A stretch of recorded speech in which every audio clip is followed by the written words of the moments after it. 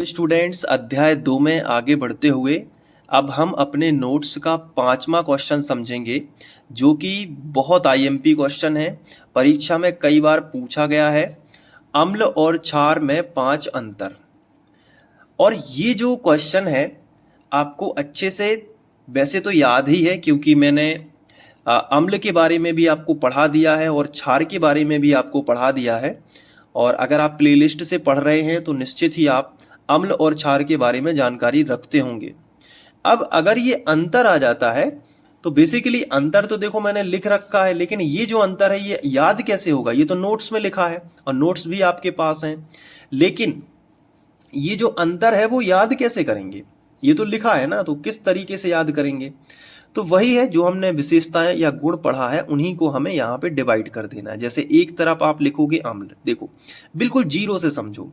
एक तरफ आप लिखोगे अम्ल, अम्ल को इंग्लिश में क्या बोलते हैं? एसिड बोलते हैं। मैं बार बार इसलिए बोलता हूं ताकि आपको याद होता चले, क्योंकि सबसे अहम बात है कि याद होना।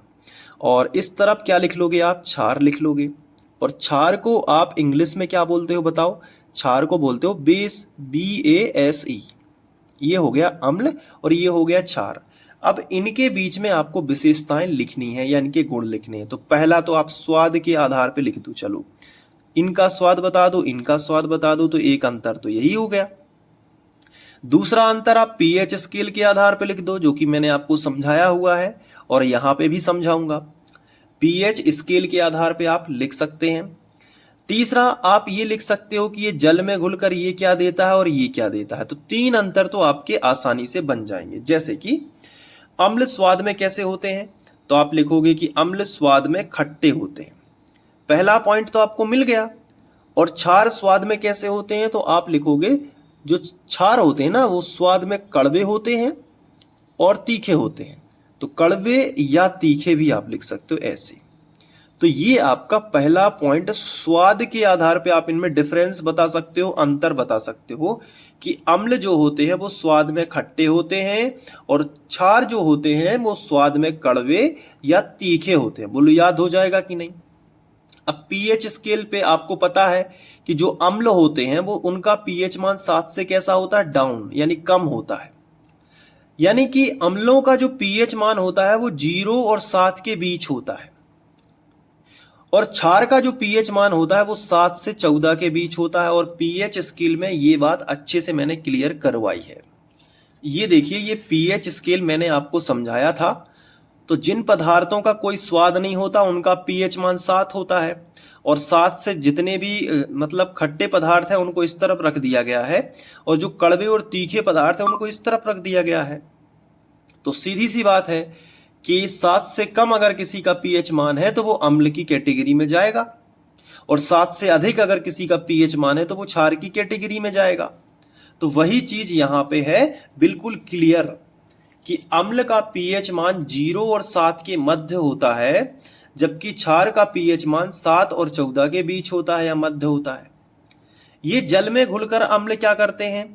अम्ल जल में घुलकर H+ आयन देते हैं, जैसे कि मैंने एग्जाम्पल से समझाया था। जैसे HCl हो गया अपना, CH3COOH हो गया। तो इनमें क्या है, ये H+ आयन टूटेगा और ये यहाँ पे H+ आयन टूटेगा।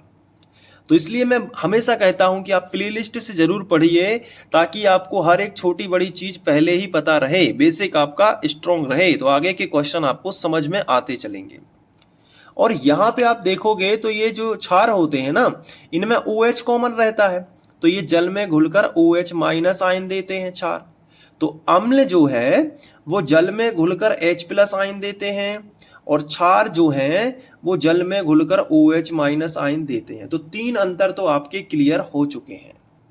अब एक जो अंतर है वो लिटमस पत्र पे आप दे सकते हो। और लिटमस पत्र क्या होता है मैंने आपको बताया भी था, मैं फिर से बता देता हूं।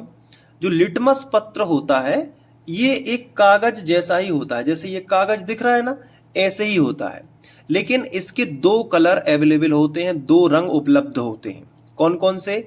एक होगा कागज नीला कागज और एक कागज होगा लाल कागज। आप समझ पा रहे हो ना? एक होगा नीला कागज। लिटमस पत्र के बारे में मैं आपको बता देता हूं कि एक होगा नीला। लिटमस पत्र 2 प्रकार के तो बस होते ही हैं, एक होता है नीला और दूसरा होता है लाल। अब देखो, अम्ल के बारे में मैंने आपको बताया था कि अम्ल जो है लिटमस पत्र को लाल कर देता है। इसका मतलब पहले वो नीला होगा तभी तो वो लाल हुआ है, क्योंकि अम्ल का आखिरी अक्षर ला है। तो यानी रिजल्ट में वो लिटमस पत्र को क्या कर देता होगा, लाल कर देता होगा।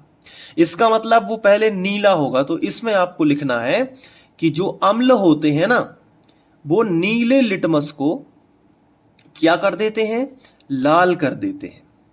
और इसका उल्टा यहां लिख देना कि क्षार जो होते हैं वो लाल लिटमस पत्र को क्या कर देते हैं, लाल लिटमस पत्र को नीला कर देते हैं, ये उल्टा करते हैं।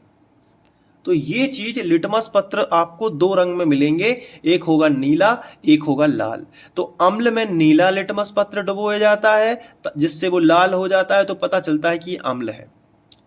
अगर अम्लों में लाल लिटमस पत्र डुबोएंगे तो कोई क्रिया नहीं होगी, क्योंकि लाल से वो रिएक्शन नहीं है, उसका किससे होता है, नीले से। तो अम्ल केवल नीले लिटमस से क्रिया करके उसे लाल बना देता है। ठीक उसी प्रकार इसमें होता है कि जो क्षार है वो लाल से ही रिएक्ट करेगा और नीला बनाएगा। तो एक कोई याद रख लो, जैसे अम्ल का, अम्ल में आखिरी शब्द ला आता है, तो आप रिजल्ट में याद रखो कि लाल बना देता है। तो लाल बनाएगा यानी पहले क्या रहा होगा, नीला।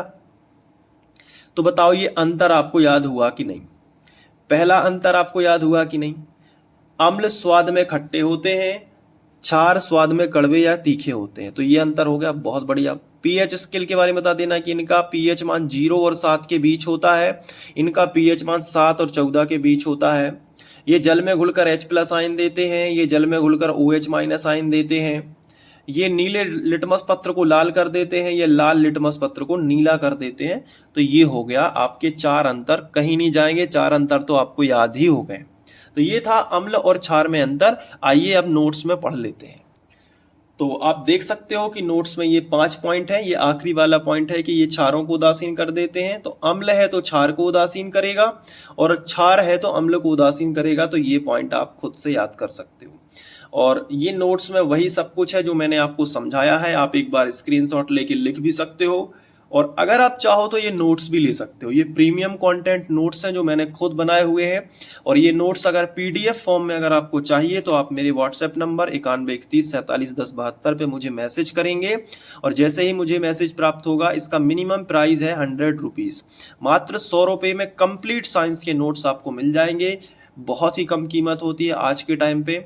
और नोट्स लेने के साथ साथ आपको वीडियो बिल्कुल फ्री में मिलेंगे। चैनल पे प्लेलिस्ट बनी हुई है, यहाँ पे आप क्लिक करोगे तो प्लेलिस्ट पे पहुंच जाओगे, और प्लेलिस्ट से आप सीधा पढ़ाई अपनी जारी कर सकते हो, शुरुआत कर सकते हो। मिलते हैं नेक्स्ट वीडियो में। Thank you.